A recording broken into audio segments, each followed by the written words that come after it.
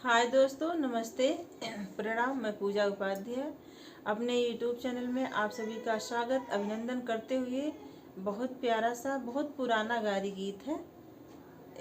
मैं उसी को लेके आई हूँ, आज गाने जा रही हूँ।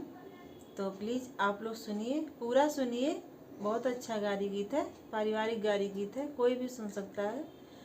सुनिए और मेरे वीडियो को लाइक करिए, मेरे चैनल को शेयर करिए, सब्सक्राइब करिए और कमेंट में बताइए कैसा लगा गारी गीत।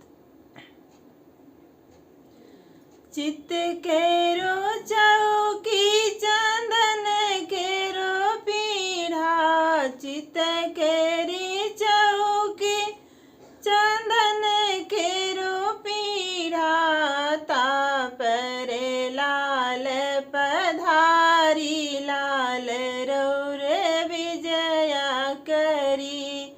चित्त केरी चौकी चंदन केरो पीढ़ा, चित्त केरी चौकी चंदन केरो पीढ़ा, तापरे लाल पधारी लाल रौर विजया करी। अब विजया करी जेवनारी लाल रौर विजया करी। अब विजया करी जेवनारी लाल रौर विजया करी।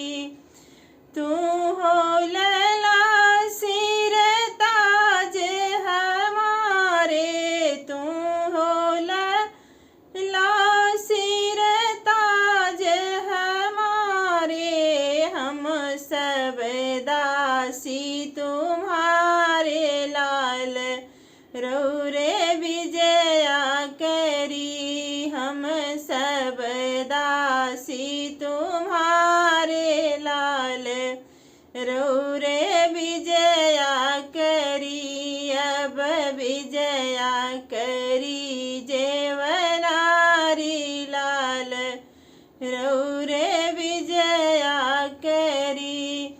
जो हो लला तो ही झूठ गिरैबा, जो हो लला तो ही झूठ गिरैबा, तरी जैबे पूरा परिवार लाल रौर विजया करी। हाँ जी, तरी जैबे पूरा परिवार लाल रौर विजया करी। अब विजया करी जेवनारी लाल रौर विजया करी।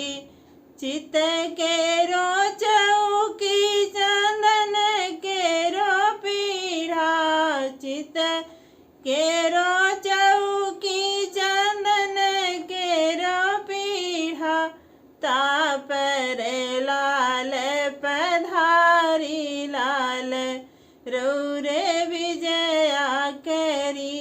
अब विजया करी जेवनारी लाल रौर विजया करी। जो हो लला तो ही से जल गईबा, जो हो लला तो ही से जल गईबा, जो हो लला तो ही से जल गईबा, महकी जे जय फूलवारी लाल रौर विजया करी।